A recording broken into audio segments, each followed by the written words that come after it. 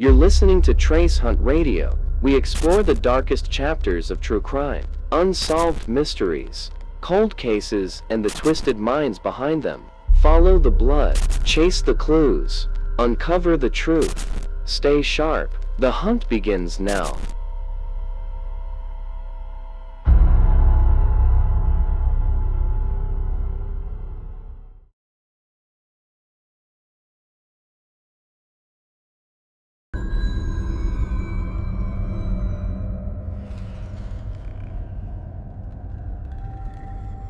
It was a rainy afternoon when tourists packed into the city's famous wax museum, a place where history's most notorious figures stood frozen in time, their glassy eyes staring into eternity. Visitors wandered the dimly lit halls, marveling at the eerie realism. But in the Hall of Infamy, something felt off. Near the figure of a 1940s gangster, a man stood perfectly still, his head bowed slightly, hands tucked in his pockets. Most assumed he was another wax creation until a sharp scream shattered the quiet. A young woman had collapsed nearby, blood pooling at her feet. Museum staff rushed in, but by the time they reached her, the wax figure was gone. Police arrived within minutes, walking down the building. They pulled CCTV footage, expecting a quick ID. Instead, the grainy film showed the suspect standing motionless for nearly an hour before striking, then blending seamlessly into a group of visitors as if he had melted back into the crowd. There were no fingerprints, no weapon, and no clear motive. Only one thing was certain: the killer had chosen the wax museum for a reason. And as detectives dug deeper, they would uncover a chilling connection between the victim and one of the museum's oldest exhibits. Chapter 1: The Murder Among Statues. The rain outside had been steady all morning, turning the city streets into glistening ribbons of black and gold under the streetlights. Tourists poured into the wax museum for shelter, shaking umbrellas and stamping wet shoes on the ornate tile floors. Inside, the air smelled faintly of floor polish and old velvet curtains. The dim lighting softened the wax figure's features, making them look eerily alive. At 2:17 p.m., a tour group entered the Hall of Infamy, a section devoted to history's most dangerous criminals and unsolved mysteries. A small jazz tune, period appropriate to the 1940s gangster scene, played faintly from hidden speakers. Among the exhibits was a man no one could quite place. He stood near the figure of a notorious mob boss, head slightly bowed, his wool coat draped perfectly, hands resting loosely in his pockets. His skin tone and posture were so convincing, most visitors didn't notice him breathe.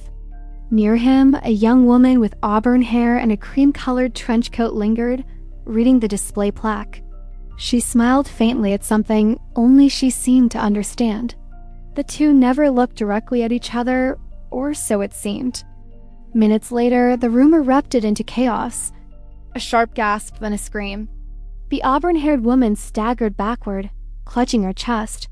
Blood bloomed across her coat like a spreading rose. She collapsed at the base of the mob boss figure, her eyes wide in shock. Visitors froze, unsure if this was some immersive performance. Then someone shouted, "She's hurt, call 911." The wax figure was gone. Security rushed to seal the exits, but the cameras told a baffling story.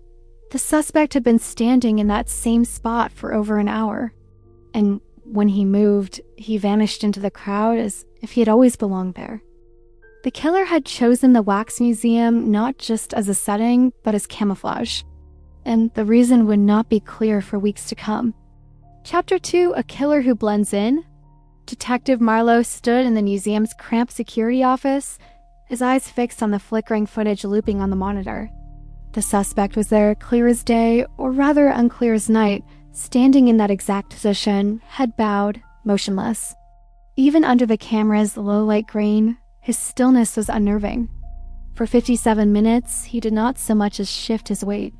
Visitors walked past, sometimes glancing in his direction, but most never gave him a second thought. In a building filled with lifelike statues, who would? Marlowe replayed the moment of attack. The man moved suddenly, a fluid, deliberate step forward.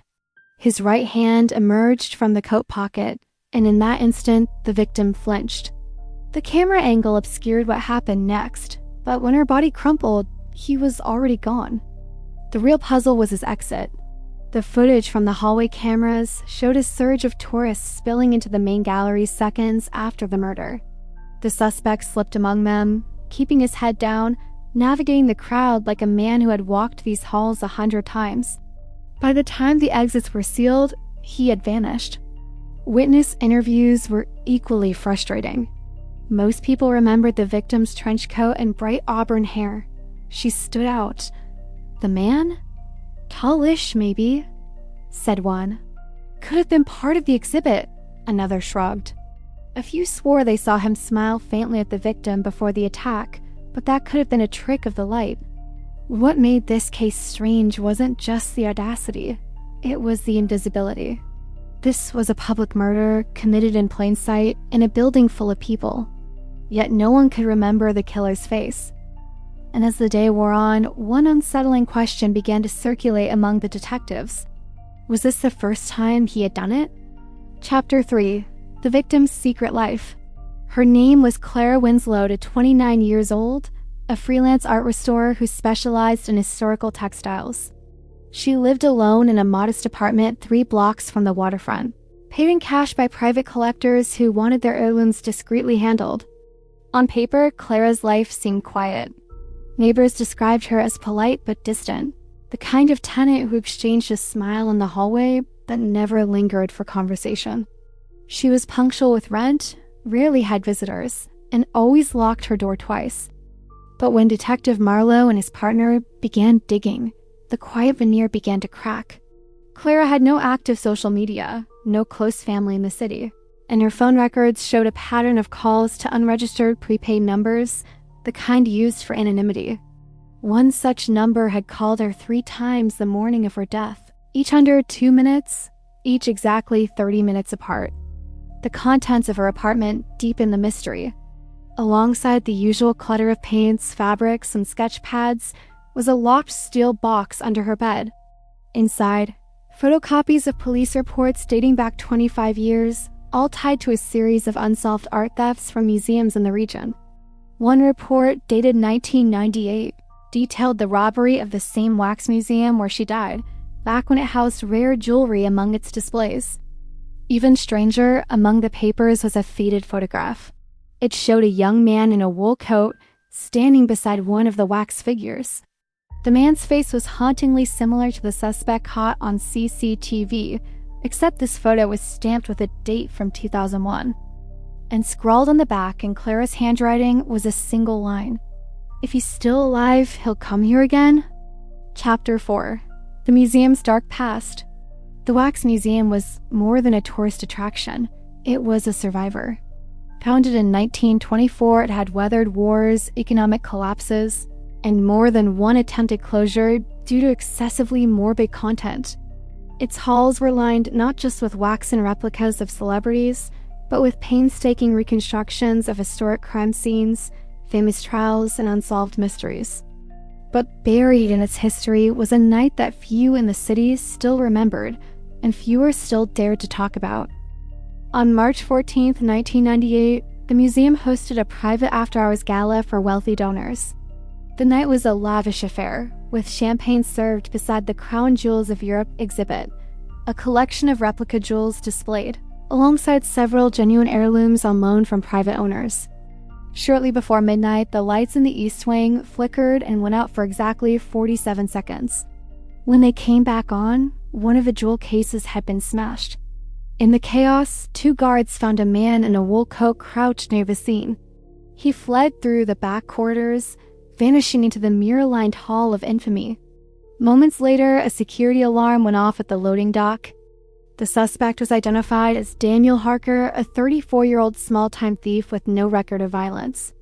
But the manhunt ended abruptly when Harker's abandoned car was found near the river, its door open, footprints leading to the edge of the water, and no sign of him ever again. The police ruled him presumed drowned. Yet some of the older staff swore they saw him in the museum in the years after, drifting silently through the exhibits like a ghost. No one ever had proof. Now, watching the CCTV footage from Clara Winslow's murder, Detective Marlowe couldn't ignore the resemblance. The suspect's posture, his coat, even the way he turned his head. It was as if time had not touched him at all. And if Daniel Harker hadn't drowned, where had he been hiding for the past 25 years? Chapter 5: Forensic Ghost Hunt. Detective Marlowe had seen cold cases resurface before, but nothing like this. The challenge wasn't just finding the killer, it was proving he was real. On paper, Daniel Harker had been legally dead for over 2 decades. If this was truly him, there should have been no way he could walk into a museum in 2023 and murder someone in front of dozens of witnesses. The forensic team began with the CCTV footage. Every frame was analyzed using facial recognition software. The match to Harker's 1998 mugshot came back at 87%, a statistical near certainty, but not enough for a warrant. Age progression software was run to simulate what Harker would look like now, and the image that appeared on the screen was uncanny. The software's rendering matched the killer's face from the footage almost perfectly, down to the faint crease along his jaw. But technology wasn't the only tool.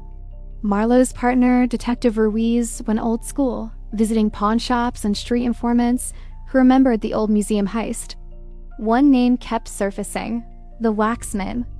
According to whispers, the Waxman wasn't just a thief. He was a master at vanishing in plain sight, using disguises and mimicry to become part of his surroundings. The break came when a single partial fingerprint was lifted from the steel railing beside where Clara collapsed. It was old, degraded, but in the center was a scar pattern identical to one noted in Harker's file. Still, the most chilling evidence came from Clara's own apartment. Forensics found microscopic wax residue on the inside lining of her trench coat, the kind used in the museum's restoration lab. It wasn't just that Clara had known her killer. She'd been close enough to him before the attack to carry traces of his world on her clothes. The more they uncovered, the more the case stopped feeling like a hunt for a man and started feeling like a chase after a ghost that refused to stay buried. Chapter 6: Clara's Last Investigation. In the weeks before her death, Clara Winslow's life had taken on a hidden urgency, one that only became clear when detectives pieced together her final movements. Her bank records showed a sudden and unexplained withdrawal of $4,000 in cash 2 weeks prior. Her calendar, handwritten in a worn leather planner, contained cryptic entries: East Wing, 11 p.m. Ask S about dock door, and most unsettling, face in glass, not forgotten. Detective Ruiz believed these notes referred to the Wax Museum. For Margrave Museum, the site of both the 1998 jewel theft and Clara's murder. She had visited the building after hours at least 3 times, slipping in on the pretext of restoring one of the antique textile costumes in the Victorian display. The security logs confirmed her badge had been swiped in late at night, hours after visitors had gone. But the real revelation came from her laptop, recovered from her apartment. Clara had been building a digital file labeled Waxman, containing decades of clippings about Daniel Harker, the 1998 heist, and rumors of his sightings. She'd also scanned old photographs, some taken from the museum's archives, in which the same man's face seemed to appear in the background. The last entry in her file was an audio note, recorded the night before she died. "He's not gone. I saw him again tonight, in the mirrors, same coat, same eyes. He knew I was there, I think. I think he's been waiting for me." Marlowe and Ruiz now suspected Clara hadn't just been a victim of circumstance. She had been hunting Harker, perhaps even baiting him. If so, the question shifted from how she found him to why she had taken the risk of confronting him alone. And buried in her files, one grainy photograph seemed to offer a clue. It showed Harker in the mirror maze, standing behind a wax figure. And beside him, a young woman with the same auburn hair as Clara. Chapter 7: The Woman in the Photograph. The photograph was decades old, the paper brittle, the colors muted into sepia, but the details were sharp enough to set Detective Marlowe's nerves on edge. In the foreground stood the wax figure of a 19th century socialite, its glassy eyes staring into the distance. Just behind her, Daniel Harker, unmistakable in his heavy wool coat, hair slightly unkempt, lips pressed into a half-smile. And beside him, a young woman. She had the same auburn hair as Clara Winslow, but the resemblance went deeper than color. The slope of the nose, the arch of the brows, the faint cleft in the chin, it was as if the two women were sisters. Ruiz dug through birth records and genealogical databases, cross-referencing ages, locations, and family names. Finally, a match emerged. Margaret Winslow, born 1975, last seen in 1998, the same year as the jewel heist. She was Clara's aunt. Margaret had been a museum docent at the time of her disappearance. Her personnel file noted she'd been scheduled for the late shift on March 14, 1998, but never clocked out. Officially, she was listed as a missing person. Unofficially, rumors swirled. Some claimed she ran off with a lover, others whispered she had been taken. The connection to Harker was undeniable. Old security logs from the heist night showed Margaret's keycard being used in restricted areas, just minutes before the lights went out. And in the days before she vanished, she had reportedly been seen in deep conversation with a man matching Harker's description. For Clara, this wasn't just about solving a decades-old theft, it was personal. Her notes in the Waxman file suddenly made sense. He took her. He thinks we forgot. I didn't. The detectives now realized Clara may have been following in her aunt's footsteps, retracing her last hours walking the same halls. And in doing so, she had awakened the very ghost her family had been haunted by for 25 years. If Harker had killed Clara to silence her, what had really happened to Margaret Winslow? Chapter 8. The Coldest Lead. The missing person file on Margaret Winslow was as thin as a cigarette paper, barely a dozen pages. Most of it generic forms and photocopies of witness statements. 25 years had passed since her disappearance, and whatever secrets the file once held had been buried under time, bureaucracy, and dust.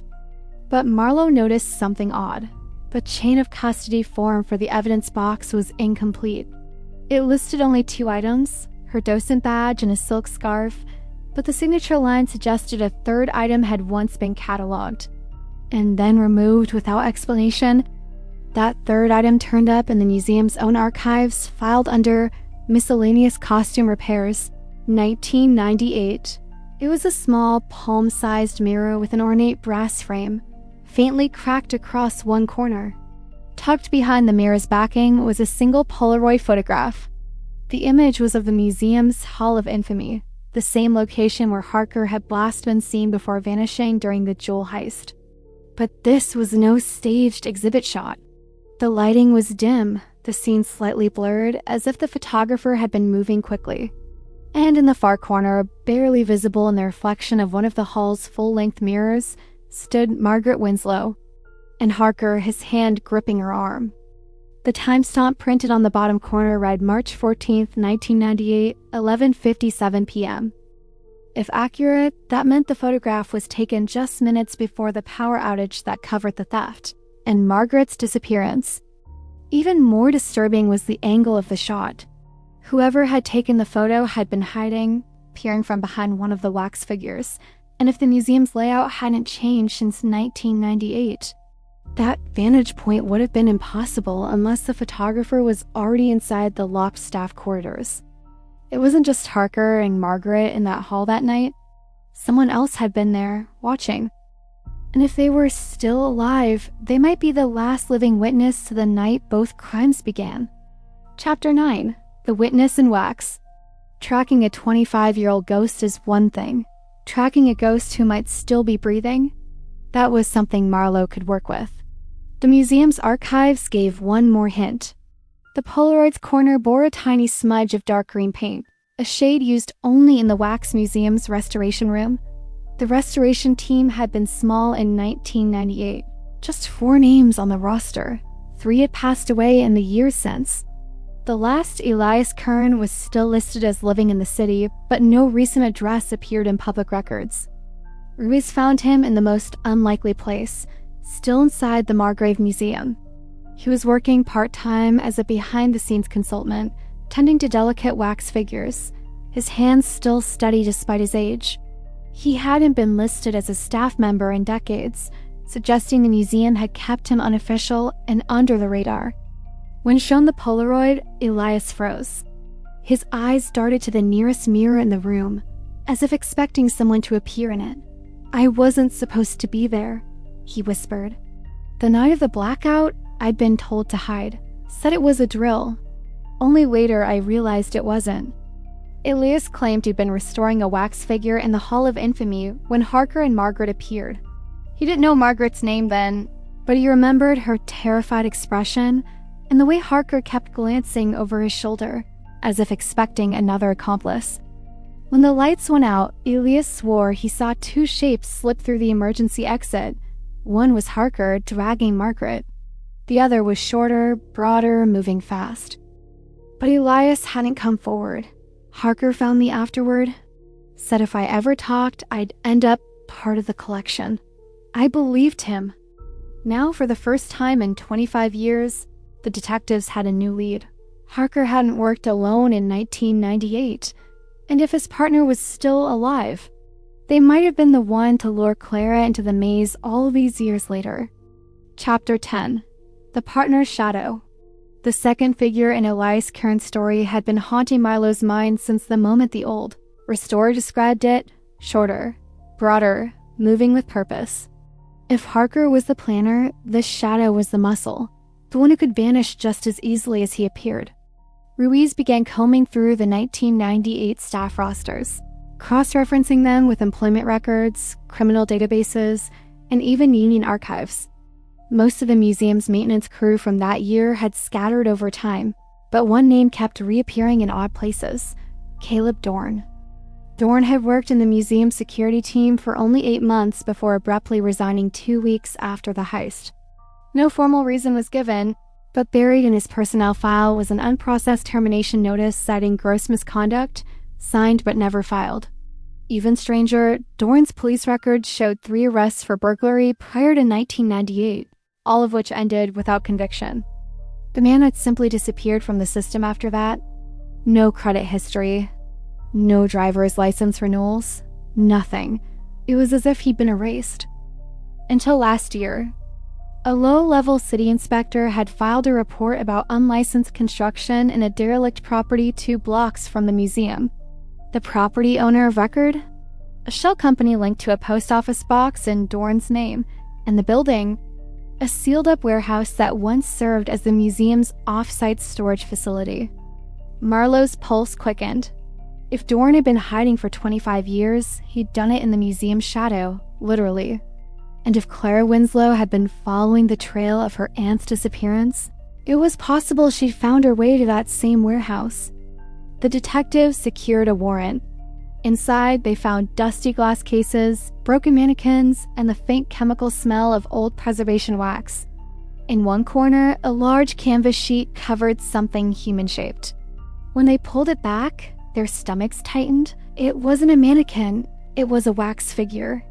Modeled so perfectly after Clara Winslow that, in the dim light, it looked as if she were still alive, frozen mid-breath. Chapter 11. The Warehouse of Faces. The air in the warehouse was cold and still, heavy with the scent of paraffin and dust. Marlowe and Ruiz stood frozen, their flashlight beams locked on the uncanny figure before them. Clara Winslow, recreated in wax so precisely it felt like she might blink at any moment. Her expression wasn't peaceful. The slight tension in the jaw, the glassy glint in her eyes, the way her fingers curled as if gripping something unseen. It was the frozen echo of fear. Whoever made her had studied her final moments in meticulous detail. Ruiz stepped back, his light sweeping across the warehouse. That's when they saw them.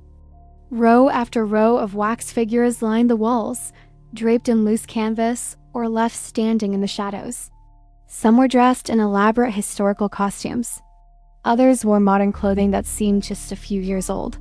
But what unified them all was the hyperrealism, pores, faint skin blemishes, hair rooted strand by strand. Marlowe counted silently, 23 figures. Elias Kern had mentioned Harker's threat all those years ago, part of the collection. Now it was clear that the phrase wasn't a metaphor. One figure in the back caught Ruiz's eye, a woman in a docent's uniform from the late 1990s. The brass name tag reading Margaret W. Her face was unmistakable. Clara's aunt had been here all along, entombed in wax like a permanent exhibit. A workbench sat nearby, littered with sculpting tools, jars of pigment, and something far more chilling, human teeth in a glass jar, each tagged with a date. The earliest was from 1998. The latest? Only 2 months ago. Marlowe's jaw tightened. This wasn't just murder. This was a twisted kind of immortality, preserving victims as art, turning lives into exhibits. And if Dorn had been working in secret for 25 years, who knew how many more displays he had scattered, undiscovered in forgotten rooms of the city? The wax figures weren't just trophies. They were the evidence and possibly the map to every life Dorn had taken. Chapter 12, The Trap in the Gallery. The plan was risky.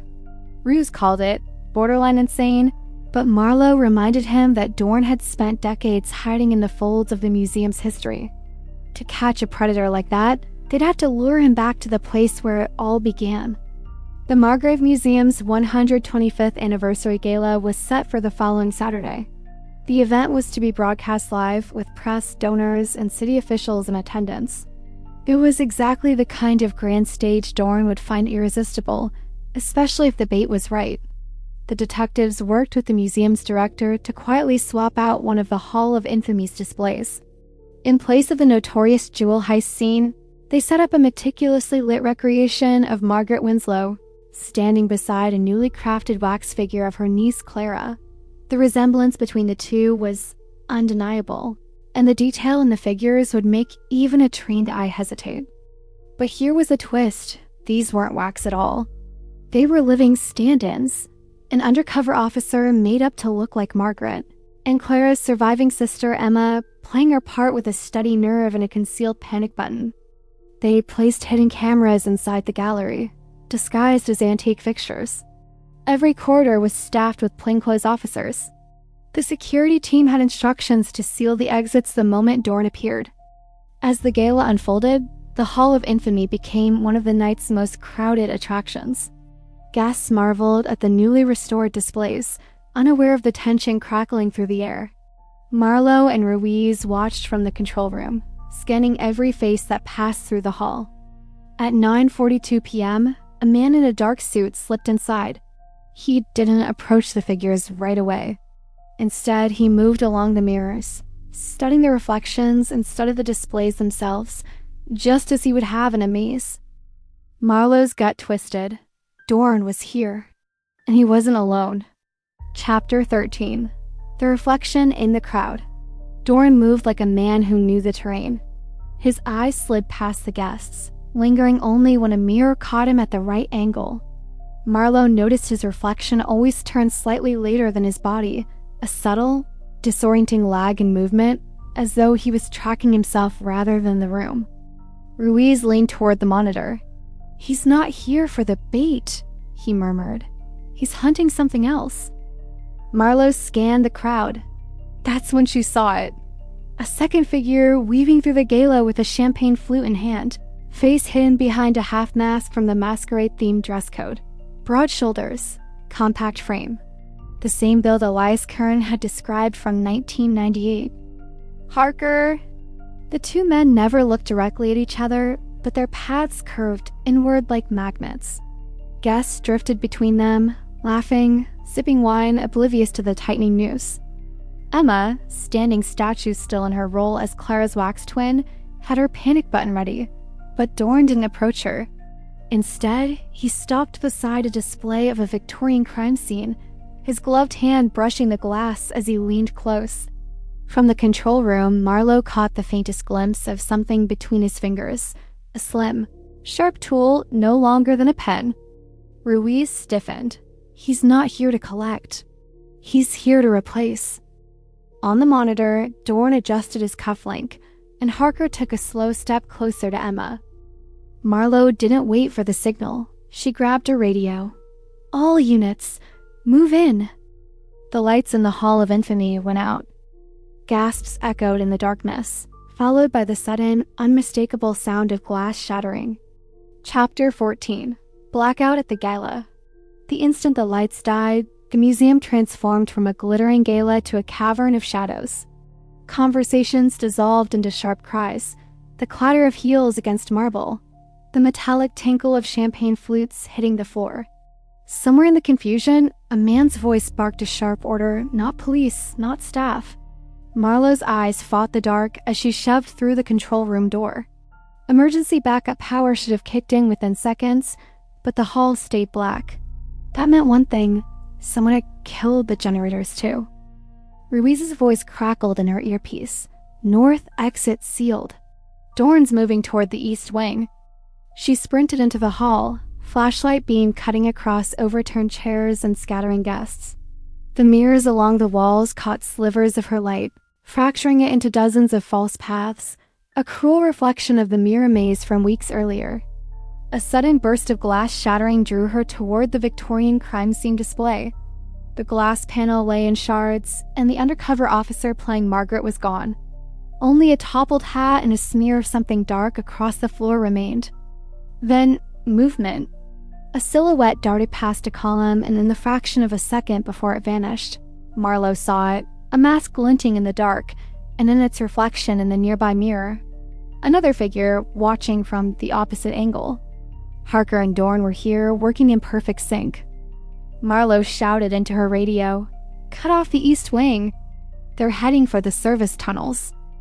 But as she rounded the corner, her beam caught something that froze her blood, a rolling cart draped in black cloth, gliding silently toward the maintenance doors. Underneath the fabric, the shape was unmistakable, human-sized, perfectly still. Chapter 15. The Service Tunnel Chase.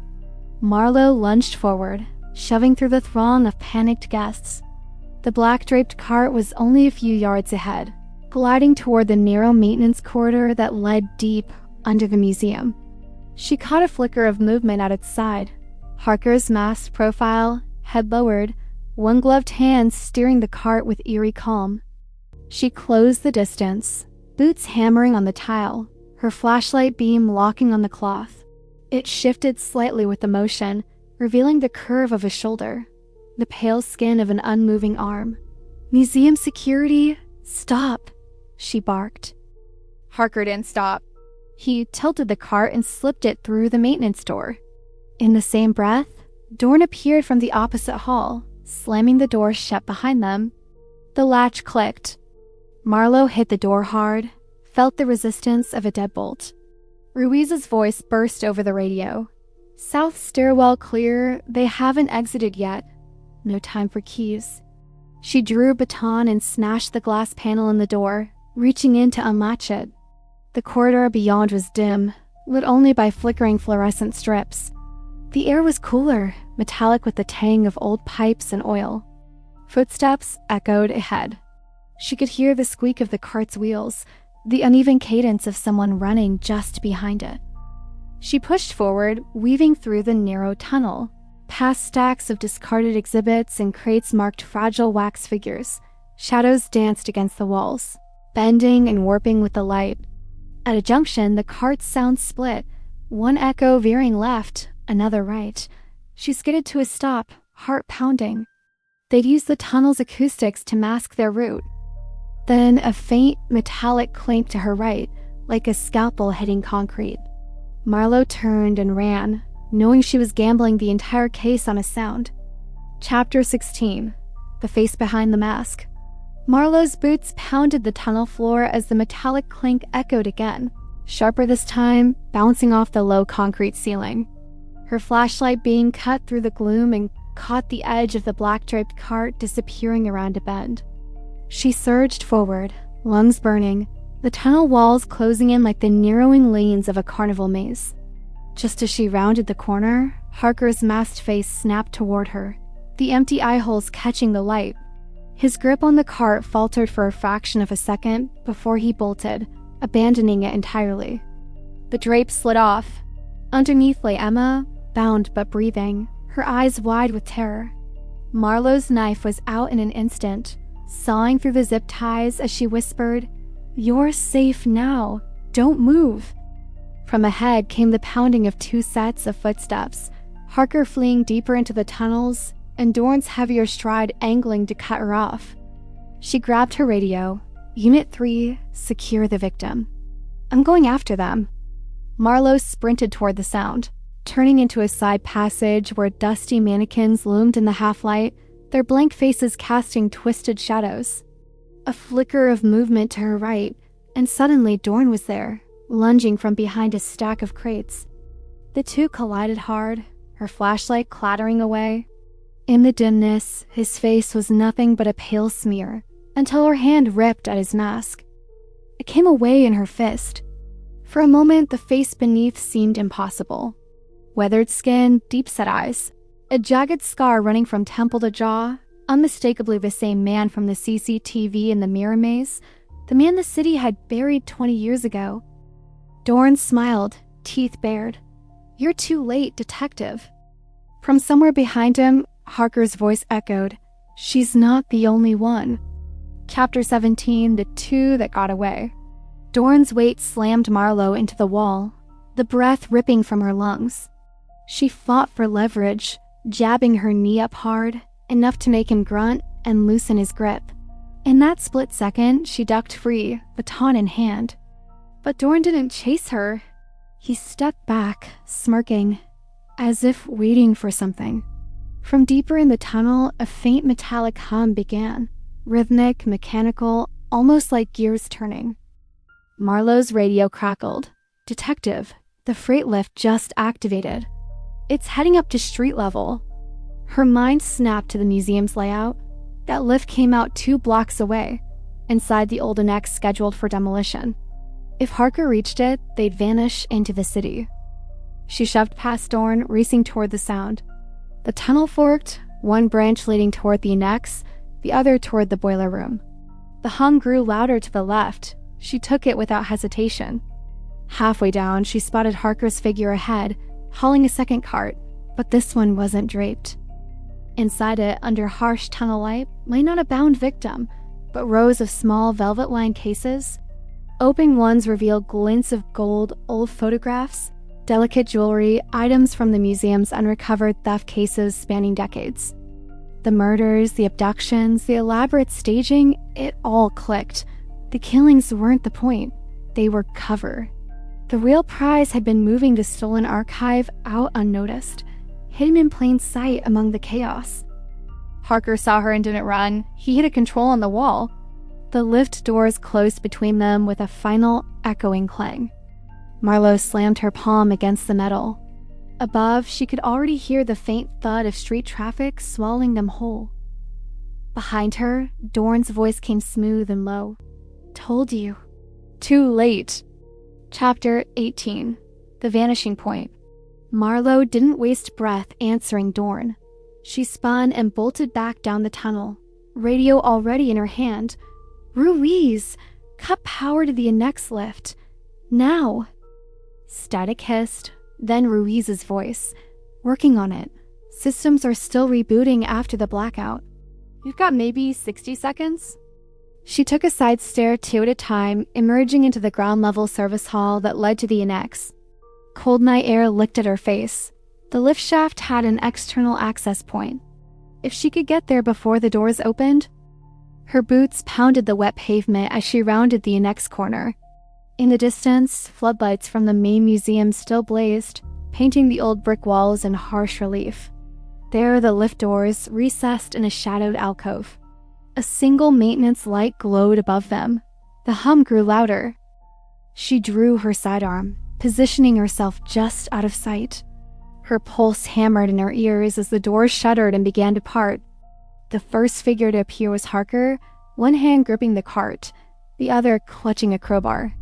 His eyes widened when he saw her, but he didn't drop the handle. Step away from the cart! She barked. For a heartbeat, he hesitated. Then from behind him, Dorn's voice.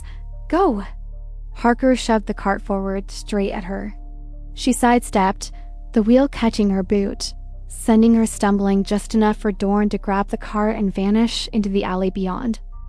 By the time she regained her footing and gave chase, they were gone, swallowed by the labyrinth of narrow streets. Only the echo of their retreat and the faint rattle of metal wheels on cobblestones remained. Ruiz came over the radio, breathless. "Detective, we've got Emma safe, but the rest? They're ghosts." Marlowe stared into the darkness of the alley, jaw tight. Ghosts maybe, but ghosts left footprints. And she was going to find them. Chapter 19, The Footprints of Ghosts. The alley was narrow, its cobblestones slick from an earlier rain. Marlowe swept her flashlight across the walls, graffiti, peeling posters for long-past events, a scattering of wet cigarette butts, no sign of movement. She crouched by the corner where the cartwheels had skidded, leaving faint, crescent-shaped tracks in the dirt between the stones. They curved toward a wrought iron gate, rusted but slightly ajar. With gloved hands, she pushed it open. Beyond lay a hidden service lane lined with the rear doors of old shops, their locks hanging askew. This was the kind of forgotten artery that ran beneath the city's daily life, a place where the living and the vanished could move unseen. Her radio clicked. "Ruiz, you're not going to believe this. The NX security cam shows nothing after the lift doors open. It's like they just disappear." Marlowe's eyes narrowed. Or they went somewhere the cameras don't see. Following the tracks, she found where they stopped, at a drainage grate large enough to crawl through. It stank of damp stone and rusted iron, and the air that breathed up from it was colder than the night. Kneeling, she spotted a faint smear of gold paint on the grate's edge. Not random, not graffiti. It matched the gilded trim from the stolen jewelry cases in the cart. "They're using the storm tunnels," she muttered. She glanced at the black water far below. Every instinct screamed this was their true escape route, prepped long before tonight. And if she didn't follow soon, the city's underground would swallow them for good. She keyed her radio. "Ruiz, I'm going in." Chapter 20. The Storm Below. The grate groaned as Marlowe pried it up, metal squealing against stone. Cold, damp air surged up, carrying the scent of stagnant water and something sharper oil, maybe. She swung her legs into the opening, boots finding the narrow ladder rungs, and descended into the black. The sound of the city above faded, replaced by the low rush of water in the storm drain. Her flashlight beam cut across slick walls, revealing faded utility markings and thick cables running along one side. The wheel tracks picked up again here, etched into the damp film on the concrete. She moved quickly but cautiously, every step echoing in the tunnel's tight acoustics. Somewhere ahead, faint metallic clanks echoed, the cart's rattling wheels against the uneven floor. Rounding a bend, she froze. 20 feet ahead, the tunnel narrowed, and a waist-high tripwire stretched across it, almost invisible in the beam. On either side of the wire, jury-rigged barrels bristled with jagged scrap metal and glass. A flood trap. If she triggered it, the barrels would swing inward, crushing anything in the passage. Her breath steadied as she crouched low, tracing the wire's path to an anchor wedged into the wall. With a flick of her knife, she severed it. The barrels groaned but stayed in place. Beyond the trap, the tunnel opened into a larger junction chamber, where water pooled shin-deep. In the far corner, the glow of a lantern revealed the cart, and beside it, Dorn, his hands methodically unloading the velvet-lined cases into a waterproof duffel. He looked up, sensing her. A slow smile spread across his face. "Didn't think you'd follow this far." Marlowe leveled her sidearm. "Drop it, now!" From the shadows to her left, Harker's voice slithered in. "You really think there's only one way out of here?" Chapter 21, The Final Exit. Marlowe shifted her stance, keeping Dorn in sight while her peripheral vision tracked the darker corner where Harker's voice had come from. The steady drip of water became a roar in her ears, not from fear, but from the surge building somewhere deeper in the tunnel system. Rainwater, she realized. The night's storm wasn't done with them. Dorn straightened slowly, the duffel still in his grip. "We leave, Detective, and you get the girl, that's the deal." Marlowe's tone was flat. "You don't make the deals here." Before he could answer, a rush of movement to her left, Harker lunging from the shadows, swinging a length of pipe. She pivoted, the blow grazing her shoulder instead of crushing it. The impact numbed her arm, but her grip on the sidearm held. She fired once, the shot sparking off the tunnel wall above Harker's head. The sound was deafening, the tunnel ringing like a struck bell. Harker flinched, giving her just enough space to slam the baton into his ribs. Behind her, Dorn bolted down a side shaft with the duffel. Water surged around her ankles now, swirling faster, the tunnel's echo growing into a thunderous rush. Harker staggered back toward the cart, his boots slipping on the slick concrete. The next wave of water would fill this chamber in minutes. She had a choice: go after Dorn in the stolen trove, or grab Harker and hope he led her to the girl. Her gut made the call. She lunged for Harker, tackling him into the shallows. The duffel could wait. Lives couldn't. Above them, the tunnel lights flickered as the flood roared closer. Chapter 22: The Last Figure Falls. The water hit like a freight train, surging into the chamber and sweeping debris against the walls. Marlowe locked her grip on Harker's jacket, dragging him toward the ladder bolted into the side shaft. He fought her at first, wild, panicked swings that caught her ribs and jaw, but the rising flood made him realize drowning wasn't the escape he wanted. They clambered onto the ladder, the torrent below already swallowing the cart and scattering its contents into the black current. From somewhere farther down the tunnel, Dorn's shout echoed, followed by a splash, then silence. Whether the water took him or he found another way out, she couldn't tell. At street level, Ruiz in 2 uniforms were waiting. They hauled Harker out and cuffed him while he sputtered and cursed. Marlowe barely had time to catch her breath before Ruiz nodded toward an unmarked van across the street. Emma stepped out, wrapped in a blanket, her eyes wide but unbroken. She moved into Marlowe's arms without a word. The detective held her for a long moment, feeling the trembling slow. By dawn, the storm drains had receded, revealing part of Dorn's duffel snagged on a grate. Inside, alongside the stolen jewels, was something stranger, a wax head, eerily lifelike, of a man no one recognized. Later, museum staff would swear it wasn't part of their collection. The press would spin theories for weeks, but the official line was simple. The museum killing case was closed. One suspect dead, another in custody. Marlowe didn't buy it, not entirely. There were still shadows in that place, corners where truth hid just beyond reach. But for now, the girl was safe. The city could sleep, and the last figure in the wax museum had finally fallen.